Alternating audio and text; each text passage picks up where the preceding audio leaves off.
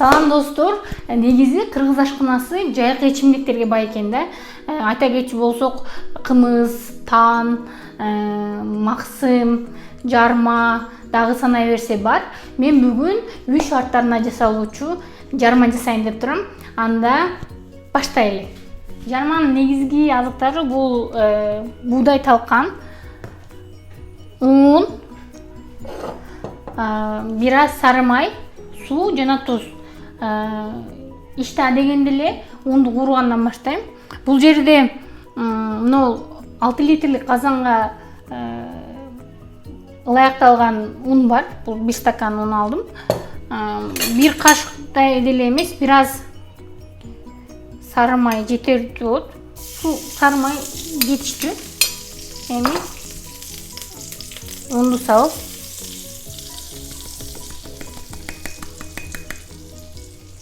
кууруй баштайм. Унду кызартып кууруйм. Сары май аздай сезилсе, бир аз дагы сары май кошуп койсо болот.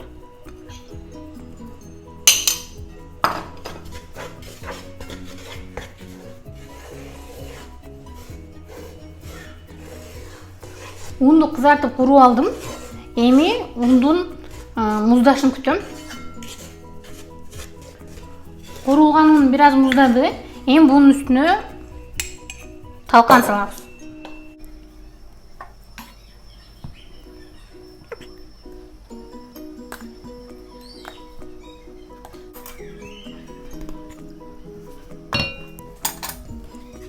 Эми жарманын аталасын жасаганын баштайм. Ал үчүн бир аздан суу коюп,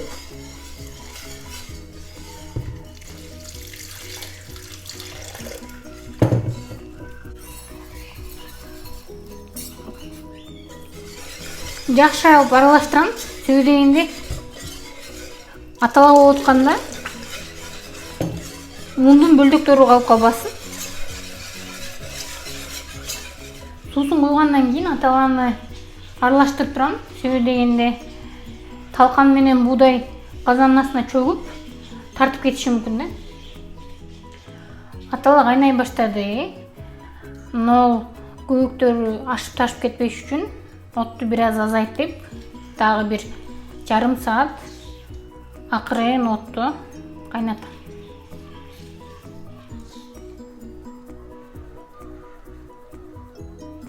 Жарма бышты, эми тузун кошуп каттыктайм. Жарманы кымыз, сүзмө, айран менен каттыктаса болот. Бүгүн менде мындай домашний айран бар. Каттыктагы дүкөндөрдөгү кефир эмес, биз билген айран болуш керек да. Айран эгер ачып кеткен болсо, ал да жакшы. Бирок менде бүгүн ушундай айран бар. Айранды идишке салам.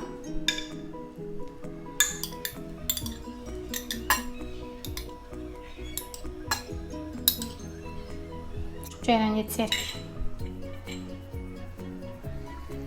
Айранды жакшылап чайып туруп,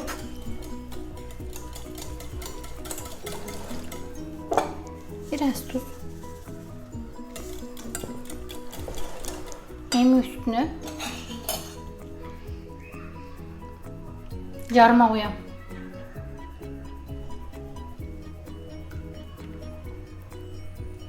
Буну айранды жармага даярдоо деп коет да. Айранды өзүнө шарт коюп ийсең, айран ирип кетиши мүмкүн. Ошон үчүн ошентип аз-аздан жарма коюп,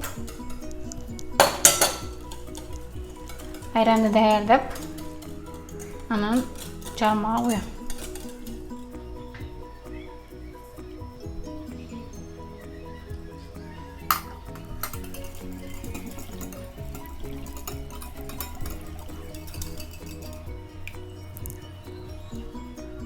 Жарма даяр болду.